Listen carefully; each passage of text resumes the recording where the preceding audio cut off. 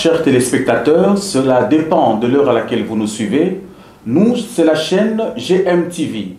Nous avons le plaisir en ce jour de recevoir M. Christophe, qui est cadre au sein du MDECO. M. Christophe, bonjour.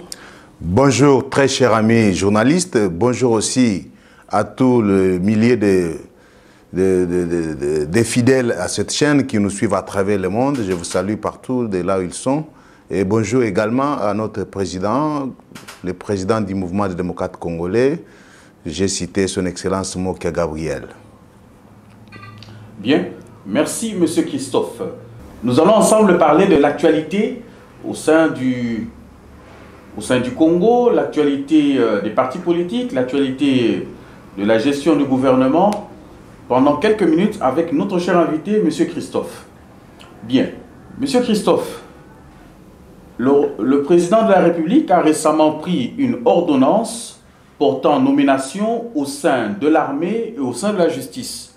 Alors, ensemble avec vous, nous allons examiner comment le MDECO a perçu ces nominations.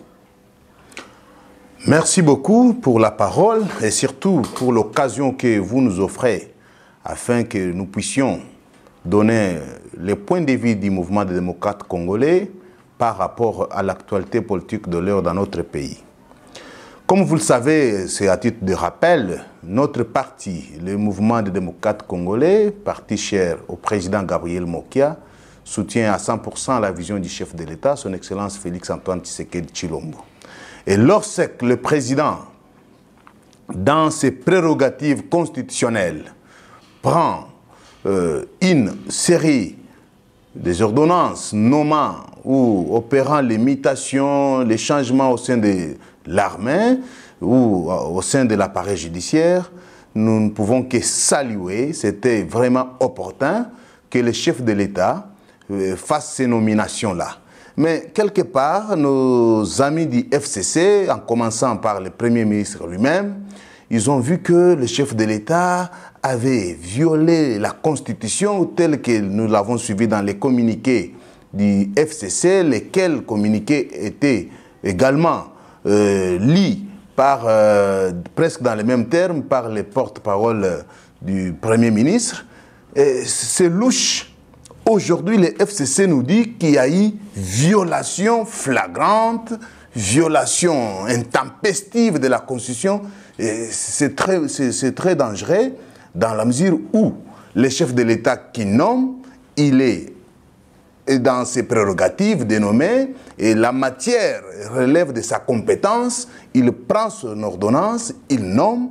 Le FCC crie à la violation de la Constitution et on ne dit pas c'est quel article de la Constitution qui était violé, et tout simplement parce que les contreseins du Premier ministre avaient été effectués par un autre membre du gouvernement, bien sûr les membres les plus préséants du gouvernement tel que stipulé à l'article 91 de notre Constitution.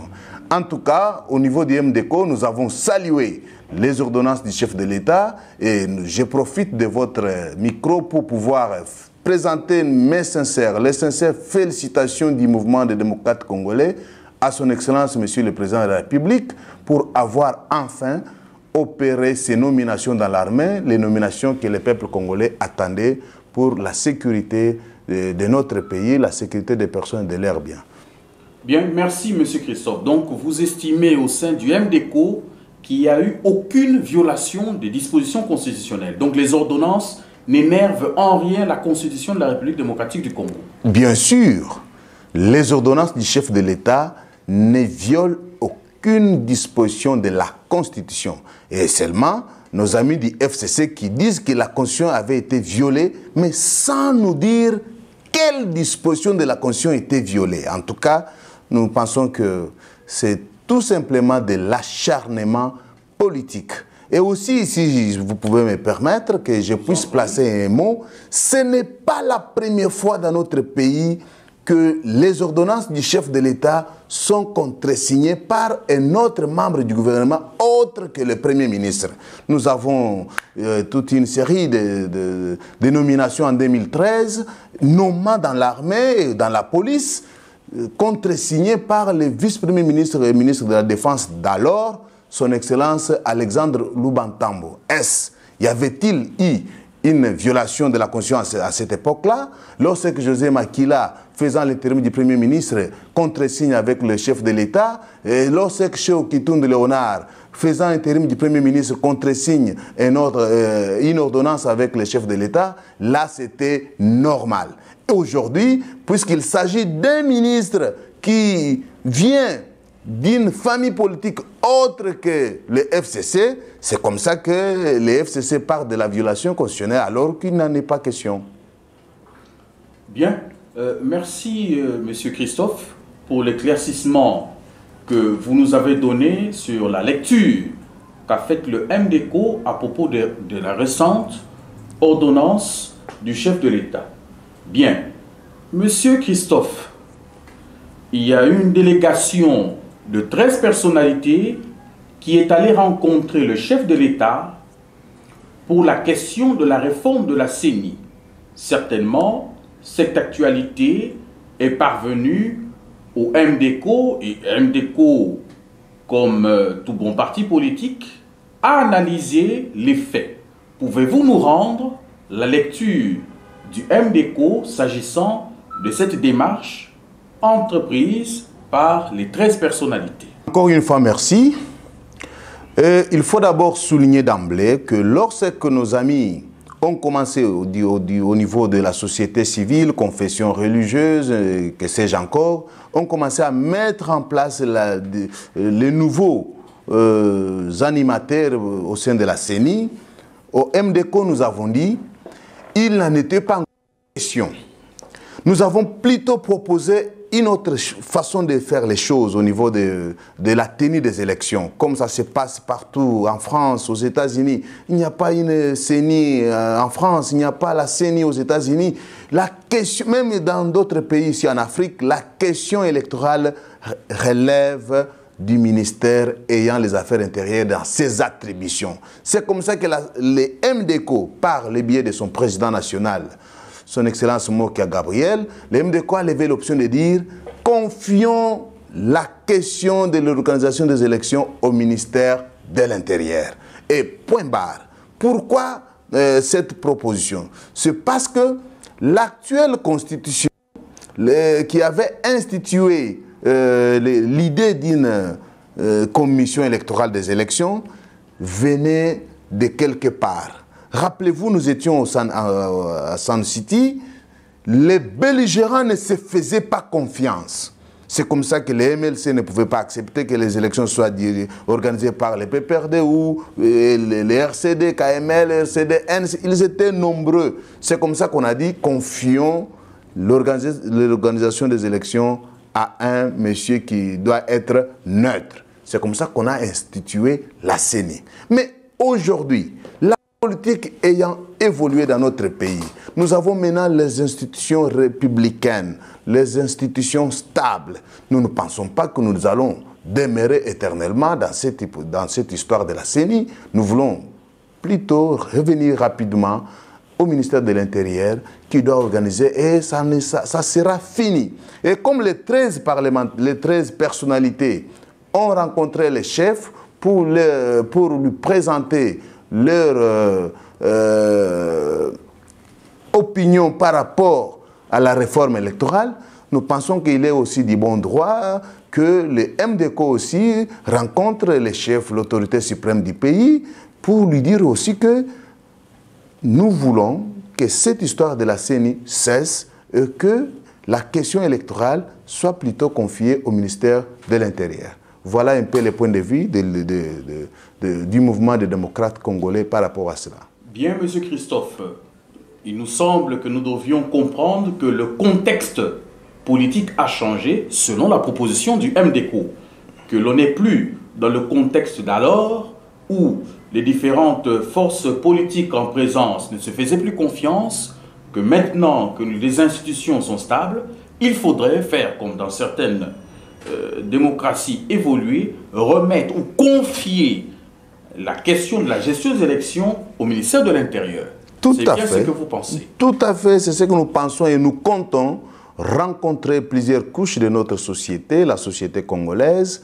Nous pensons les rencontrer pour expliquer, les sensibiliser par rapport à cette opportunité. Et nous ne pouvons pas demeurer longtemps dans les trucs confession religieuse, alors que la question électorale est une question éminemment politique.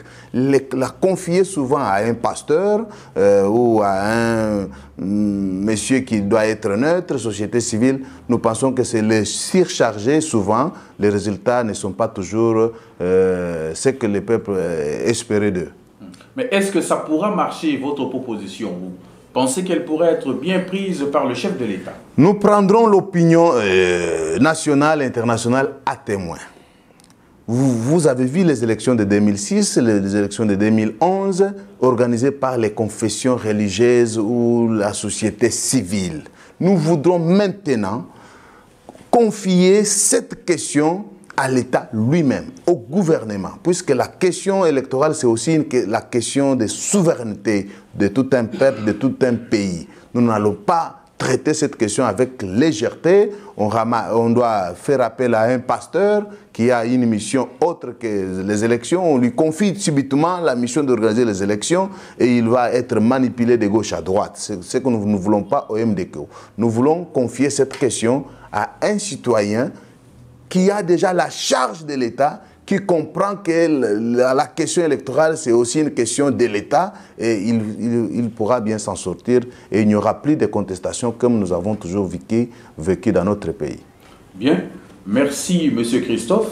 Alors, vous pouvez nous parler du parti que vous représentez aujourd'hui, le MDCO. Quelle est la santé du parti présentement? Ah oui, hein, je dois vous parler de notre parti, mon parti, les partis de tous les Congolais. Comme nous avons toujours dit, MDCO, c'est pour toi, c'est pour moi, c'est pour tout le monde. Et donc, notre parti se porte à merveille. Nous avions déjà initié un plan, le président national, bien sûr, quand je parle de nous, je parle du président Gabriel Mokia. Il avait déjà initié une vaste tournée à travers les pays, en commençant par la capitale, bien sûr, par ses 24 communes. N'eût été cette pandémie de coronavirus, nous serions déjà parcouru toute la RDC pour redynamiser les partis, installer les autorités au niveau des fédérations, au niveau des sections, jusqu'au niveau des cellules, afin de nous mettre sur l'ordre utile lors des élections qui se pointent à l'horizon. Bien, merci. Mais est-ce qu'on peut dire que le MDCO se porte bien? Nous disons que le MDCO se porte bien et vous verrez, puisque le MDCO compte organiser une marche, puisque la question de l'organisation des marches maintenant, ça devient compliqué. Tantôt, nos amis de la Mouka nous disent que le pouvoir est ailleurs. Vous avez vu même les FCC marcher. J'ai salué vraiment que les FCC prennent de nouvelles habitudes, de marcher aussi pour réclamer quelque chose. Et à leur époque, on ne pouvait pas marcher. Quand vous marchez, les cachots de l'ANR se remplissent, ainsi de suite. Mais aujourd'hui, ce n'est pas le cas. Et maintenant, le MDCO va marcher aussi, va faire appel aux Congolais pour que nous puissions marcher pour soutenir l'exécution des décisions judiciaires en souffrance. Évidemment, la décision judiciaire qui profite aussi à notre président national. Comme vous le savez, il est tout le temps dans la justice et il est victime de plusieurs injustices. C'est comme ça que nous allons maintenant marcher pour que toutes les décisions judiciaires ayant acquis l'autorité de la force jugée soient exécutées dans notre pays. Bien. Monsieur Christophe, merci d'avoir répondu à notre émission et merci pour les éclaircissements que vous avez donnés par rapport à certaines questions de l'heure que nous avons évoquées lors de cette émission. Merci et surtout c'était à moi de vous remercier pour l'occasion, pour l'opportunité. N'hésitez pas encore de revenir à nous si vous avez des questions, si vous avez besoin de connaître quelque chose sur notre parti, sur le président Gabriel Mokia, sur l'actualité de l'ère. Nous serons toujours disponibles pour vous répondre. Bien, chers téléspectateurs, nous avons terminé notre émission de ce jour où nous avions reçu M. Christophe qui est cadre au sein du MDCO.